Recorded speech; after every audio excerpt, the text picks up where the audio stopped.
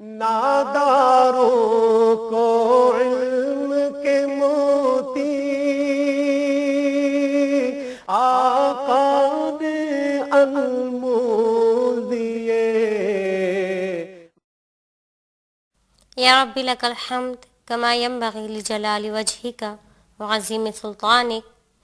الحمد للہ رب العالمین والصلاة والسلام علی رسولہ الکریم. رب اشرح لی صدری ویسر لی امری واحلل عقدۃ من لسانی یفقہوا قولی. سبحانک لا علم لنا الا ما علمتنا انک انت العلیم الحکیم. فاعوذ باللہ من الشیطان الرجیم. بسم اللہ الرحمن الرحیم. السلام علیکم بچوں، کیسے ہیں آپ؟ یقیناً آپ سب ٹھیک ہوں گے. اگر اللہ نہ کرے آپ میں سے کوئی بیمار ہے یا اور کوئی تکلیف ہے تو میں اللہ تعالیٰ سے دعا کروں گی کہ وہ ہم سب کی پریشانیوں کو، تکالیف کو دور کرے. اور یقیناً آپ لوگ تو بہت شوق سے یہ پروگرام دیکھتے ہیں اور پھر احادیث سن کر اس پر عمل بھی کرتے ہیں. آج جو ہم حدیث پڑھیں گے بچوں وہ بہت منفرد ہے، یعنی ایک ایسی حدیث ہے کہ جس کی وجہ سے ہمارے باقی جو اعمال ہیں وہ درست ہو سکتے ہیں. دیکھیے، ایک بات ہے کہ انسان پیدا ہوتا ہے، اسے پالا جاتا ہے یا پھر وہ خود پل جاتا ہے. وہ کھانا کھاتا ہے، کام کرتا ہے، سو جاتا ہے، پھر اٹھتا ہے، کھانا کھاتا ہے، کام کرتا ہے، سو جاتا ہے. یہی عمل دہرایا جاتا ہے. ایسا ہر طرف ہوتا ہے، ایسا ہر طرف ہو رہا ہے، لیکن ایسا ہونا نہیں چاہیے.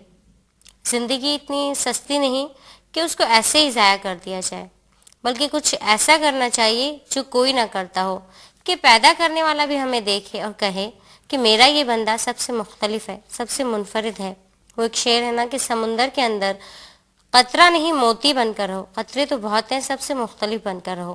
اور ہاں، یقیناً ہم جو یہ کام کر رہے ہیں وہ بھی بہت منفرد ہے کہ ہر کوئی نہیں کرتا ہے، بہت سے لوگ نہیں کرتے ہیں. آج ہم دیکھتے ہیں کہ تقریباً دنیا کے لوگ کس طرف جا رہے ہیں، اور یقیناً آپ لوگ خاص ہو اور ایسا کام کر رہے ہو کہ جو کوئی نہیں کرتا ہے. یعنی ہم آپ صلی اللہ علیہ وسلم کے احادیث مبارکہ کو پڑھتے ہیں اور پھر اس کے بعد عمل بھی کرتے ہیں، کیونکہ ہماری منصبی ذمہ داری بھی یہی ہے کہ ہم اللہ کا پیغام، اس کے نبی صلی اللہ علیہ وسلم کا پیغام سنیں، اس پر عمل کریں اور لوگوں تک پہنچائیں، کیونکہ اسی میں دنیا اور آخرت کی کامیابی ہے. کیونکہ وہی بات کہ زندگی اتنی سستی نہیں کہ ہم اس کو ایسے ہی ضائع کر دیں کہ سو جائیں، اٹھیں، کھانا کھائیں، کام کریں اور پھر سو جائیں اور پھر اسی طریقے سے زندگی ختم. کیا زندگی اتنی سستی ہے؟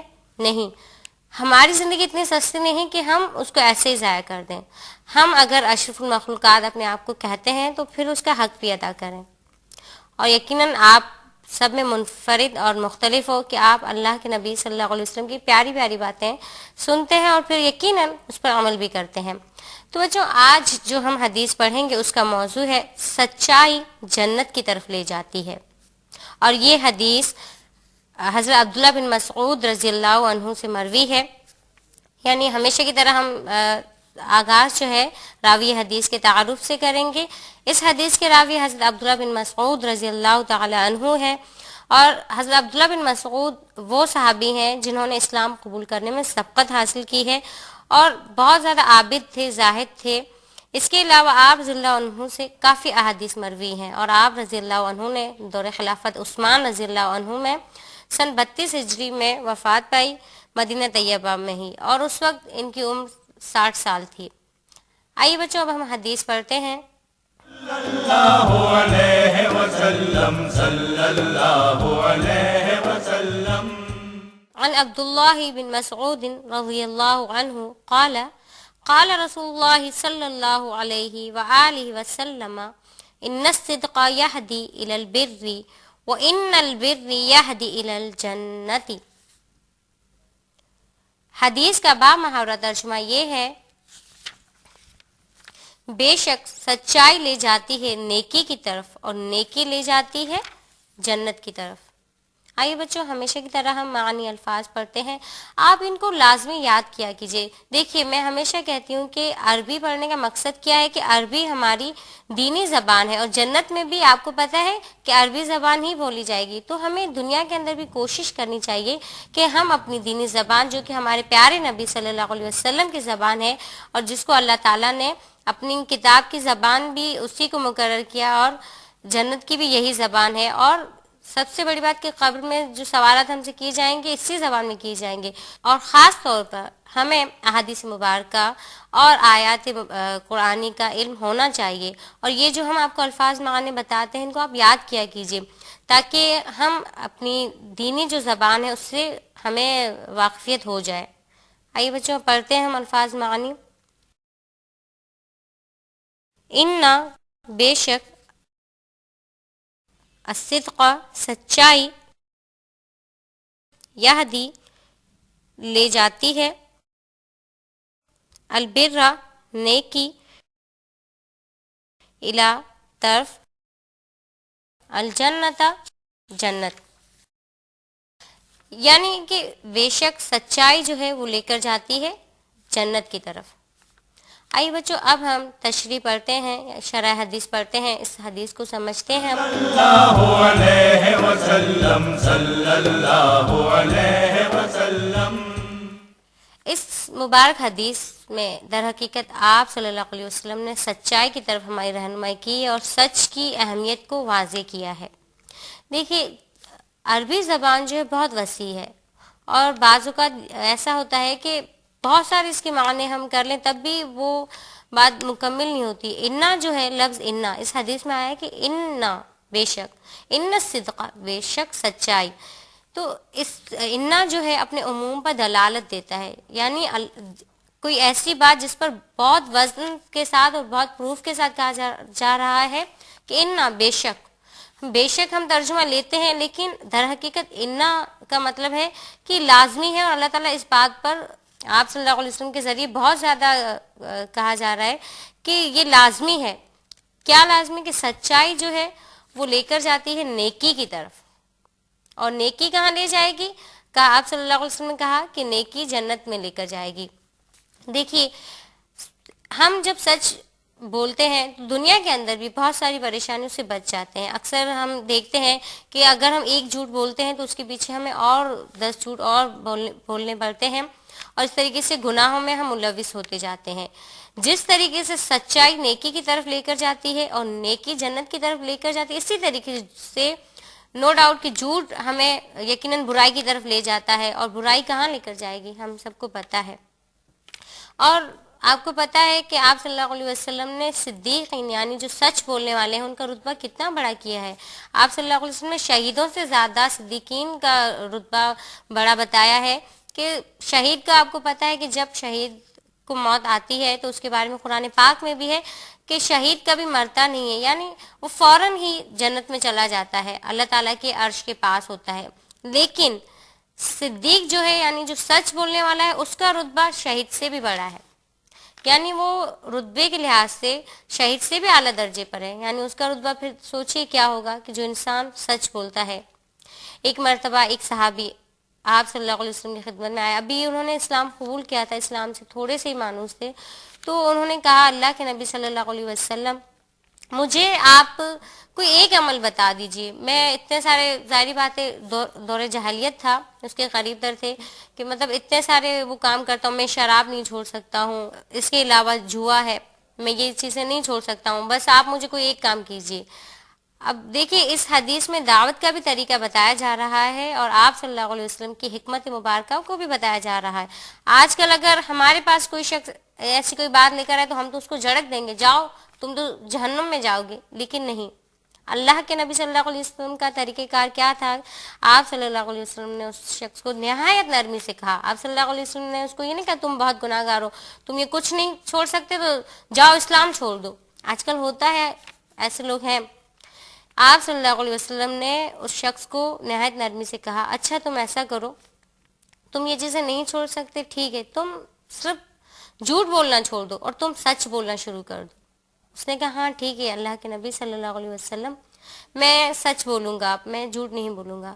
پھر یہ ہوا کہ رات کو اس نے سوچا کہ میں شراب پی لوں، تو لیکن اس کو ایک خیال آیا کہ کل مجھے اللہ کے نبی صلی اللہ علیہ وسلم کی محفل میں بیٹھنا پڑے گا، اور اللہ کے نبی جب سب سے پوچھیں گے کہ تم میں سے کسی نے شراب تو نہیں پی، جبکہ شراب تو حرام ہو چکی ہے، تب میں کیا کہوں گا، اور میں جھوٹ تو نہیں بولوں گا، اور تب میں سب کے سامنے اگر کہوں گا تو یہ تو بہت برا ہوگا۔ اور میں سب یہی کہیں گے کیسا مسلمان ہے، تو اس شخص نے اس دن شراب نہیں پی. اور ظاہری بات ہے شراب کے نشے میں ہی تمام جو برے اعمال ہیں اس کے بعد کی جو برائیاں ہیں، انسان جو ہے نشے میں وہ نہیں رہتا ہے، آپے سے باہر ہو جاتا ہے. تو شخص نے جب شراب نہیں پی تو اس رات اس سے کوئی اور برا کام بھی نہیں ہوا، اور یہ کرتے کرتے اس کے حیرت انگیز طور پر اس کے سارے جو اور برے اعمال تھے وہ ختم ہو گئے. کس بات پر؟ صرف سچ بولنے کی بنا پر. دیکھیے کہ وہ کیسے اور برے کاموں سے رک گیا، خود ہی رک گیا صرف سچ بولنے پر. اچھا، یہاں سے اس واقعے سے ایک اور بات بھی ظاہر ہوتی ہے، جیسا کہ میں نے کہا کہ اللہ کے نبی صلی اللہ علیہ وسلم کی دعوت کا کیا طریقہ تھا کہ اس شخص کو جھڑکا نہیں بلکہ اس کو آرام سے پیار سے سمجھا دیا کہ تم سچ بولنا شروع کر دو. تو آج اگر ہمارے پاس بھی کوئی ایسا شخص آتا ہے تو ہم بھی اسے یہ کہیں اور جھڑکیں نہ، کیونکہ آج کل کے دور میں لوگ بزدل بہت جلدی ہو جاتے ہیں، اور خاص طور پر اگر دین سے لوگ دور ہیں تو ہماری جو دعوت کا غلط طریقہ ہے اسی وجہ سے.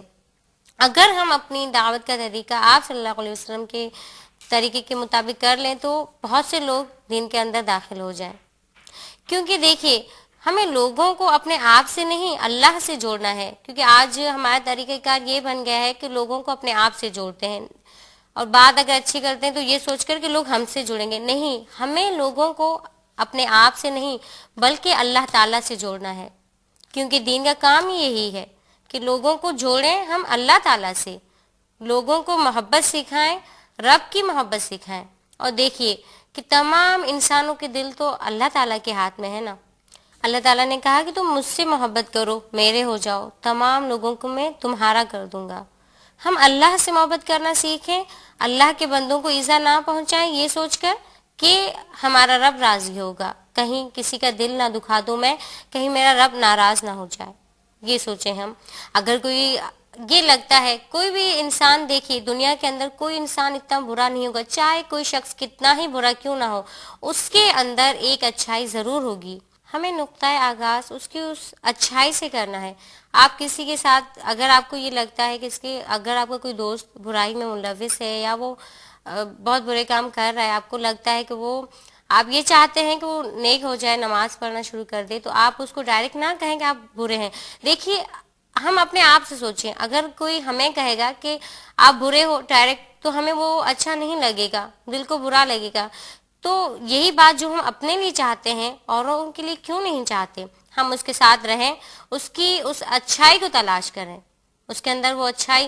اور نو ڈاؤٹ کوئی انسان اتنا برا نہیں، اس کے اندر چاہے کتنا بھی برا کیوں نہ ہو ایک اچھائی ضرور ہوگی. آپ اس اچھائی کو تلاش کیجئے اور اپنی دعوت کا آغاز اس اچھائی سے کیجئے. اس کو کہیے کہ آپ کے اندر یہ اچھائی ہے. پھر دیکھیے گا کہ وہ شخص سوچے گا کہ دنیا کو میرے اندر اتنی برائیاں نظر آتی ہیں، لوگ تو یہی کہتے ہیں کہ تمہارے اندر یہ برائی ہے، یہ برائی ہے. یہ ایسا شخص ہے کہ جس کو میرے اندر اچھائی نظر آئی، اور پھر وہ آپ کی بات دیکھیے گا، لازمی سنے گا، اور یہ جھوٹ بھی نہیں ہوگا. ہاں، اگر ہم چاہتے ہیں کہ لوگوں کو ہم اللہ تعالیٰ سے جوڑیں، کیونکہ ایک مسلمان کا کام ہی یہی ہے.